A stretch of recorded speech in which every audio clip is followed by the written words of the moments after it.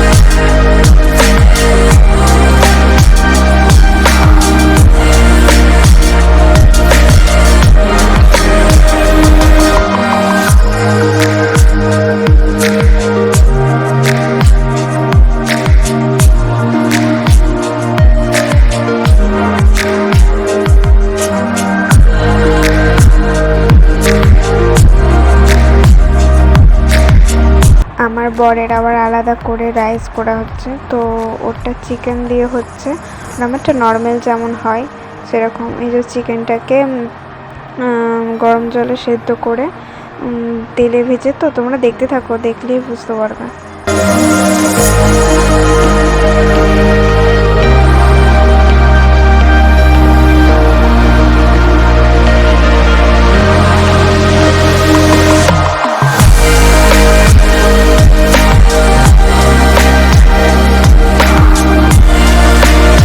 বন্ধুরা, তো আমার রাইস চিকেন কষা করা কমপ্লিট হয়ে গেছে। তো আমার বর এখন করছে, ওর একটু আলাদা আর কি ও নিজের মতো করছে।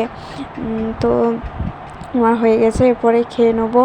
তো খাওয়া দাওয়া করে পরে শুয়ে পড়বো। তো আর কন্টিনিউ করবো না। ভিডিওটা অনেক বড় হয়ে গেলে তোমরা আবার দেখবে না।